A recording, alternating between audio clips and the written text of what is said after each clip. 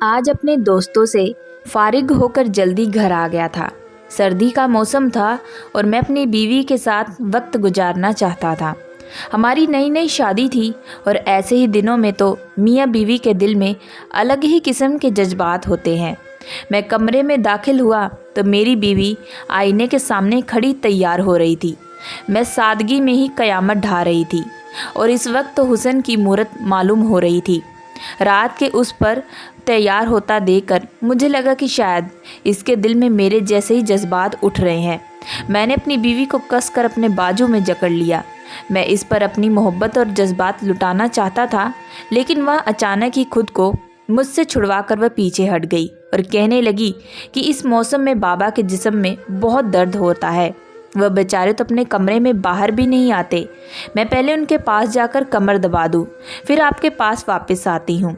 मेरे दिल में उभरते जज्बात मुझे गवाही नहीं दे रहे थे कि मैं उसे कमरे से बाहर जाने दूं, लेकिन मेरे ही बाबा की खिदमत के लिए तो जाना चाहती थी, तो फिर मैं इसे कैसे रोक सकता था।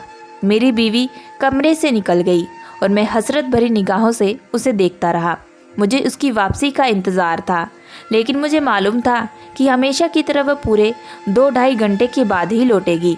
हमारी शादी को महीना होने वाला था और शादी दूसरे तीसरे दिन से ही मेरी बीवी मेरे बाबा की बहुत फिक्र करती, लेकिन जिस तरह उसने घर संभाला था वह मेरे बीमार बाप की जिम्मेदारी को किसी बेटी की तरह ही निभा रही थी।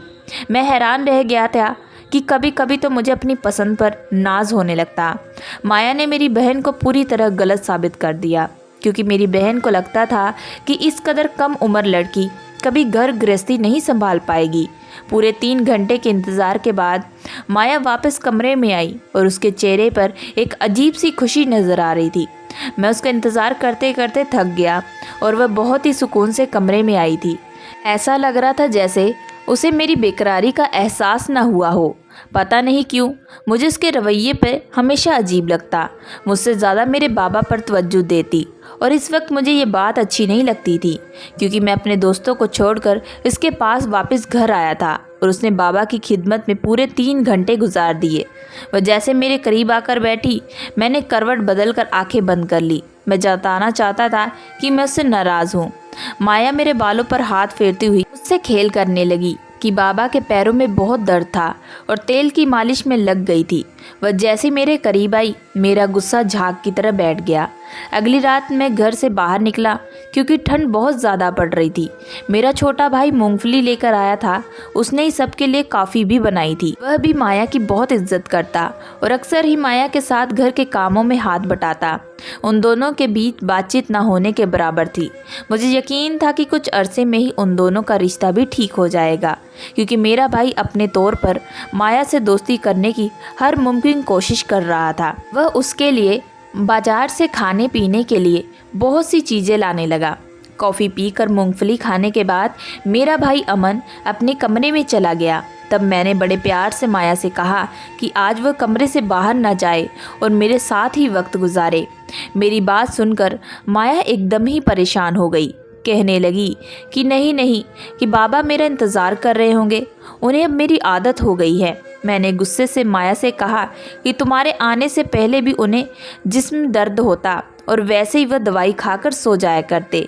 तुमने ही हर रात उनके पाँव दबा दबा कर उन्हें आदत डाल दी है। अब अगर एक रात नहीं जाओगी तो क्या फ़र्क पड़ जाएगा। माया कहने लगी, ये आप कैसी बातें कर रहे हैं, वह आपके सगे बाप है। आपको तो सुबह एक बार उनके कमरे का चक्कर लगाना चाहिए और बाकी सारा वक्त वह बेचारे बिस्तर पर अकेले पड़े रहते हैं। अगर मैं उनकी थोड़ी सी खिदमत कर लूँगी तो क्या फ़र्क पड़ेगा। आपकी माँ तो गुज़रे साल हो चुके हैं और ऐसे में आपके बाबा को भी किसी सहारे की ज़रूरत है। मैं कुछ वक्त उनके साथ गुजारती हूँ तो वह खुश हो जाते हैं। मैंने गुस्से से माया से कहा कि अगर एक रात नहीं जाओगी तो कोई फ़र्क नहीं पड़ेगा, लेकिन इस वक्त मेरी हैरत की इम्तिहान न रही जब मेरी इस कदर कहने के बावजूद भी माया ये कहकर कमरे से चली गई कि वह जल्दी लौट आएगी। शायद उसे लगता था कि मैं हमेशा की तरह आज भी उसके प्यार में पिघल जाऊंगा, लेकिन आज मैं पिघलने वाला नहीं था। मुझे एहसास दिलाना था कि मेरा वजूद उसके लिए अहम होना चाहिए। मेरा गुस्से से बुरा हाल था और मैं सारे कमरे में टहल रहा था। मेरी बीवी को ना ही मेरे जज्बात का एहसास था और ना ही मेरे गुस्से का। उसे तो मेरे बाप की सेवा में मेरी नाराज़गी से ज़्यादा प्यार था। मुझे एक पल के लिए भी चैन नहीं आ रहा था। मैंने इरादा कर लिया कि मैं भी अपने दोस्तों में चला जाता हूँ। क्या ज़रूरत है ऐसी बीवी के लिए खुद को परेशान करने की। अक्सर तो मेरे दोस्त भी मेरे से पूछते कि तेरी शादी को अभी महीना नहीं हुआ और तेरी बीवी तुझे इतनी आसानी से दोस्तों के पास कैसे आने देती है। लेकिन मैं उनसे सीना चौड़ा करके कह देता कि मेरी बीवी बहुत समझदार है। लेकिन दिल ही दिल में ये सोचता कि माया को कभी मेरी रात का देर तक बाहर रहने पर एतराज़ क्यों नहीं होता। मैंने सोच लिया था कि आज सारी रात मैं दोस्तों में ही गुजार लूँगा। घर से निकलते ही मुझे ख्याल आया कि जब मैं माया को कमरे में नहीं मिलूँगा तो वह परेशान हो जाएगी। मुझे लाख गुस्सा सही, लेकिन मैं उसे इस कदर परेशानी में नहीं डालना चाहता था। वैसे भी शहर के हालात ठीक नहीं थे। मैंने सोचा कि मैं गुस्से में ही बता दूंगा कि मैं बाहर जा रहा हूँ और सुबह लौट कर आऊँगा। इस तरह उसे मेरे गुस्से का अंदाज़ा भी हो जाएगा और अपनी गलती का भी एहसास। जैसे ही मैं बाबा के कमरे में पहुँचा तो अचानक ही मेरे कदम जंजीर हो गए। अंदर से सिर्फ सिसकियों की ही आवाज़ें आ रही थी। माया रो रही थी, लेकिन क्यों? मैं अचानक परेशान हो गया। शायद मेरे गुस्से से या फिर इसके रोकने की वजह से। वह बाबा के आगे आंसू बहा रही थी और यह सोच सोच कर एक बार फिर मुझे गुस्सा आने लगा। यकीनन वह बाबा के आगे मेरी शिकायत लगा रही होगी और बाबा क्या सोचेंगे कि उनका बेटा होकर बहू को उनके कदमों से रोक रहा है। माया ने तो मुझे अपने बाबा से नज़रें मिलाने के काबिल में ही नहीं छोड़ा था। मैं बाहर जाने का इरादा ख़त्म करके कमरे में तुरंत वापस चला आया। मुझे माया की वापसी का इंतज़ार था। मैं जानना चाहता था कि उसने बाबा से रो रो कर मेरी कौन सी शिकायत लगाई है। काफ़ी देर से इंतज़ार के बाद जब माया कमरे में आई तो उसके चेहरे पर खुशी के अंदाज थे। मैं एक लम्हे के लिए हैरान रह गया कि वह सिसकियाँ माया की थी या फिर किसी और की, क्योंकि इसके चेहरे से किसी तरह के दुख के आसार नज़र तो नहीं आ रहे थे। हमेशा की तरह सुकून चेहरा लिए वह कमरे में दाखिल हुई तो मुझे लगा कि वह सिसकियाँ शायद किसी और की थी। फिर मुझे याद आया कि हो सकता है उसने बाबा से मेरी शिकायत रो रो कर लगाई हो और अब ऐसे कमरे में आई हो जैसे कुछ हुआ ही नहीं। मैंने माया से कुछ भी पूछने का इरादा ख़त्म किया और आंखें बंद करके सोने के लिए लेट गया। वह भी सुकून से बिस्तर पर लेटकर कुछ ही देर में सो गई और मैं सारी रात यही सोचता रहा कि मेरी बीवी आखिर क्या कर रही है। मुझसे ज़्यादा मेरे बाप से प्यार हो गया है, इसे मेरी परवाह नहीं। अगली रात माया जब बाबा के कमरे में गई तो मैं जानबूझकर थोड़ी देर में बाबा के कमरे के दरवाजे पर जाकर खड़ा हो गया और फिर मुझे सिसकियों की आवाज़ें आने लगी। मैं हैरान था कि आज तो ना ही मैंने उसे रोका था और ना ही गुस्सा किया। फिर वो रो क्यों रही थी? और या फिर मेरे पापा रो रहे थे? कुछ तो था जिस समय अनजान था। मेरे अंदर एक शक ने जन्म लिया। सोचते सोचते मेरे दिमाग की नसें फटने लगी और मैं वापस कमरे में आ गया। कुछ देर बाद वह फिर खुश होकर कमरे से वापस आ गई। इसका ये अंदाज मेरे लिए बहुत ही अजीब और हैरान करने वाला था। मैं अब तक नहीं जान पाया था कि बाबा के कमरे में क्या हो रहा था। मुझे हमेशा सिसकियाँ सुनाई देती और कोई आवाज़ नहीं आती, तो वह सिसकियाँ किसकी थी यह भी समझ नहीं आता। हर रात की तरह अगली बार जब मेरा छोटा भाई कॉफ़ी बनाकर कमरे में देने आया तो मैंने चुपके से कॉफ़ी में बेहोशी की दवा मिला दी। माया वह कॉफ़ी पीते ही सो गई। मैंने माया की शॉल अच्छी तरह से ओढ़ ली और अपना चेहरा भी शॉल में लपेट लिया। वैसे भी सर्दी बहुत थी और माया भी ऐसे ही शॉल पहनती थी। मैं जानबूझकर थोड़ा शॉल झुक कर चलता हुआ अपने बाबा के कमरे में चला गया था। मेरा कद थोड़ा कम लगे और मैं माया जैसा लगूं।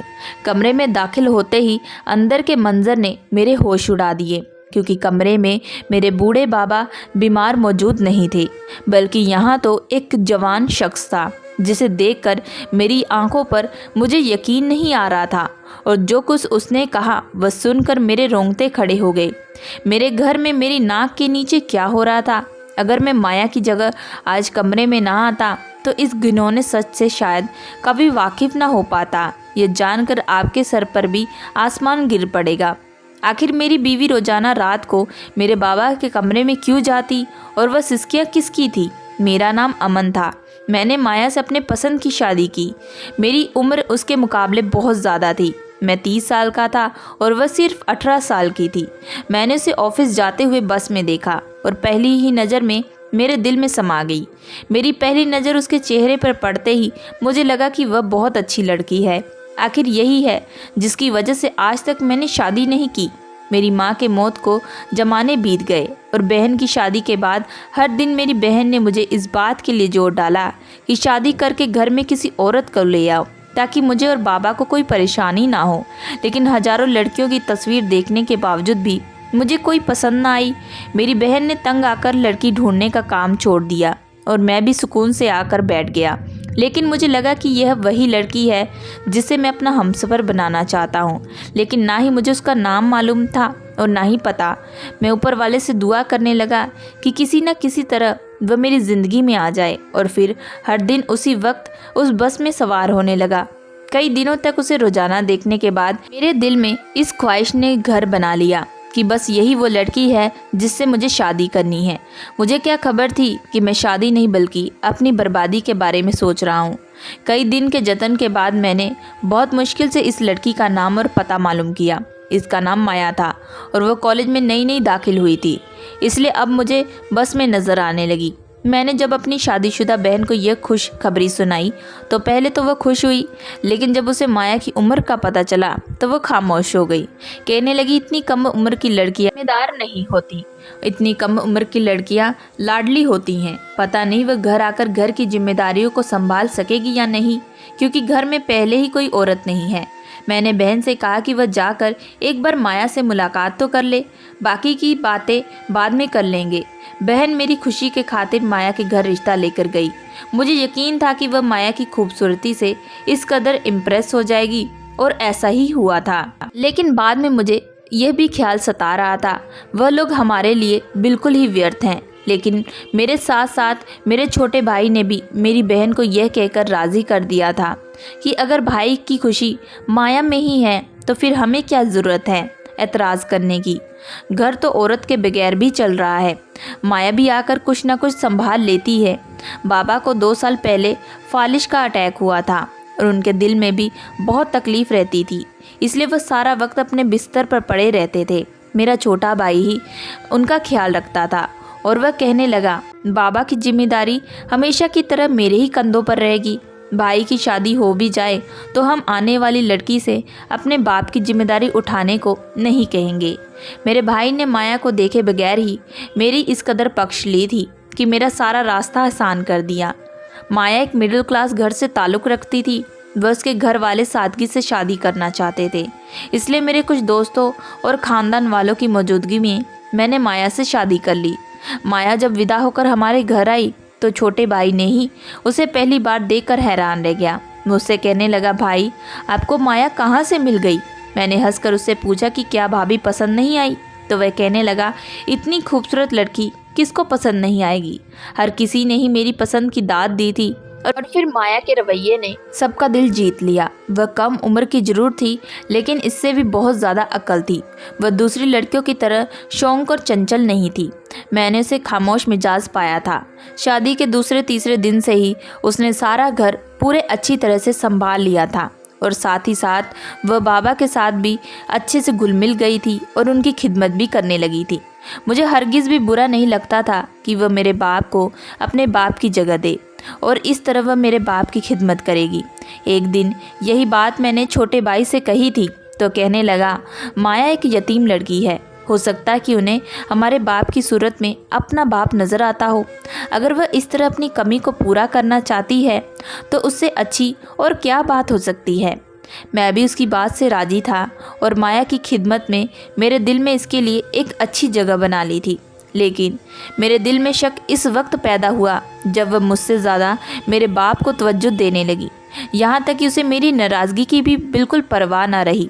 और अपने इसी शक की वजह से मैंने माया का रूप धारण करके अपने बाबा के कमरे में जाने की सोचा और जब गया तो देखकर मेरी आंखें खुली की खुली रह गई कि वहाँ तो मेरा बूढ़ा बाप मौजूद नहीं था। मेरा बाबा जब फालिज के मरीज़ हुए थे तो मेरा छोटे भाई ने ही बाबा की देखभाल अपने जिम्मे में ले ली और इसलिए बाबा ने अपने कमरे के दरमियान एक दरवाज़ा बना लिया ताकि रात बिरात वह आसानी से उन पर नज़र रख सके। उस दरमियाँ दरवाज़ा खुला हुआ था और बाबा की जगह बिस्तर पर मेरा छोटा भाई था।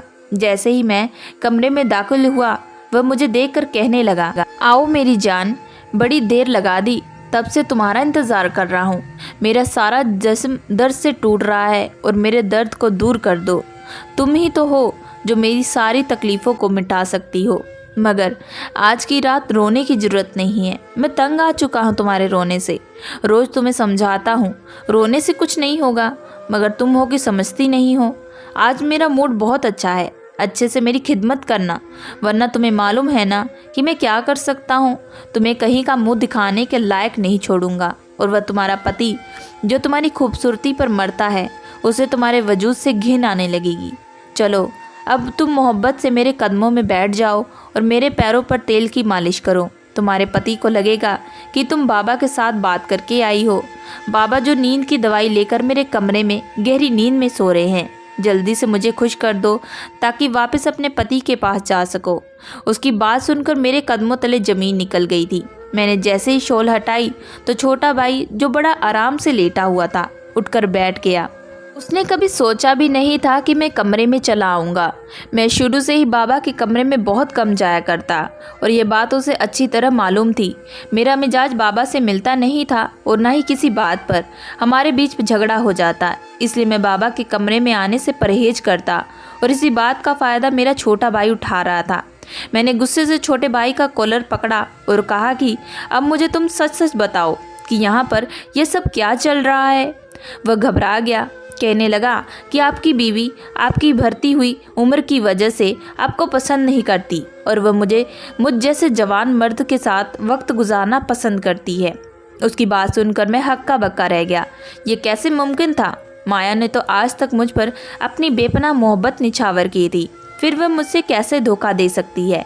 मेरा छोटा भाई हकलाते हुए कहने लगा कि यही सच है भाई, आप यकीन करें या ना करें, माया ने ही मुझे मजबूर किया था कि मैं उसके फ़ायदे को पूरा कर दूं। मैंने एक जोरदार थप्पड़ उसके चेहरे पर लगा दिया और उसे कहा कि तुम किस बात पर उसे ब्लैकमेल कर रहे हो, ये बताओ। मैंने खुद अपने कानों से सुना है कि तुम उसे धमकियां दे रहे हो। मेरा एक थप्पड़ उसके लिए काफ़ी था। मैं उसका बड़ा भाई था और मेरा रौब ज़्यादा था। उसने एकदम सच मेरे सामने उगल दिया और जो कुछ उसने बताया मैं जानकर हैरान रह गया। वह कहने लगा, जब माया 9 क्लास में थी तो उसका मेरे दोस्त के साथ चक्कर चल गया था। वह दोनों छुप छुप कर मिला करते, लेकिन फिर एक दिन माया की माँ के हाथों पकड़े गए। माया की माँ ने मारपीट करके यह मामला ख़त्म कर दिया, लेकिन मैं माया को पहचानता था और इस बात से वाकिफ़ था कि वह मेरे दोस्त की पुरानी माशूक रह चुकी है। इसलिए जब शादी के दिन मैंने उसे देखा तो आपसे सवाल भी पूछा था कि आपको माया कहाँ से मिल गई है। माया जवान थी और खूबसूरत भी। मेरा दिल इस पर आ गया था, इसलिए मैंने इसे ब्लैकमेल किया कि अगर वह मेरे साथ वक्त ना गुजारेगी तो मैं आपको उसके बारे में बता दूंगा। वह कम उम्र की थी, इसलिए मेरी धमकियों में आकर डर गई और हर रात मेरे साथ कुछ घंटे बाबा के नाम पर गुजारने लगी। लेकिन हर रात ही वो सिसक सिसक कर रोती रहती और कहती थी कि मैं उसे वक्त दूं और ये सिलसिला ख़त्म कर दूं, क्योंकि मैं आपको धोखा नहीं देना चाहती। मैं हर रात यही कहता कि वह आज की रात आखिरी है, तुम कुछ घंटे गुजार लो और फिर कल कमरे में ना आना। जब वह मेरी बातों में आ जाती तो फिर वह बाहर खुशी खुशी कमरे में चली जाती कि अब उसकी जान छूट गई। लेकिन अगले दिन जब मैं कॉफ़ी देने के लिए आपके कमरे में आता तो उसे चुपके से इशारा करके बाबा के कमरे में आने को कह देता और मजबूर होकर वह मेरे पीछे पीछे चली आती। फिर वह मेरे कदमों में बैठकर रोने लगती कि मैं ये सिलसिला ख़त्म कर दूं। लेकिन फिर मैं उसे वही कहता कि बस आज की रात आखिरी है। मुझे माया के साथ सुकून मिलता था और मैं इस खेल को ख़त्म नहीं करना चाहता था। लेकिन हर रात इस तरह भरोसा दिलाकर मैं उसे वापस भेज देता कि वह सुकून से होकर कमरे से निकले और आपको कभी शक ना हो। उसकी बातों ने मुझे हिला कर रख दिया था। वह किस तरह मेरी कम उम्र बीवी को बेवकूफ़ बना रहा था। मेरी बीवी ने तो उसके दोस्त के साथ नादानी की उम्र में चक्कर चलाया था, लेकिन वह तो एक समझदार और जवान मर्द था, कैसे ऐसी घटिया हरकत कर सकता था। मुझे अफसोस था कि वह मेरा छोटा भाई है। मैंने 2 और थप्पड़ उसके मुंह पर जड़ दिए और उसे कहा कि अब वह इस घर में नहीं रह सकता। बेहतर है कि वह सुबह होने से पहले अपना सामान बांधे और अपना ठिकाना कहीं और ढूंढ ले, वरना मैं उसकी यह घटिया हरकत बाबा और बहन को बता दूंगा। उसका सर शर्म से झुक गया था, क्योंकि मैंने उसका यह रूप आज खुद देख लिया था। मेरे मजबूर करने पर वह अपना सामान बांधकर सुबह होने से पहले ही घर से निकल गया था। सुबह जब माया नींद से उठी तो मैंने मुस्कुराकर उसके माथे को चूम लिया और नई सुबह मुबारक कहकर हैरान कर दिया। दोस्तों, मैं आशा करती हूँ कि आप लोगों को ये कहानी पसंद आई होगी। अगर आप लोगों को ये कहानी पसंद आई है तो प्लीज़ हमारे चैनल को लाइक एंड सब्सक्राइब जरूर करिएगा एंड बेल आइकन का बटन जरूर दबाइएगा।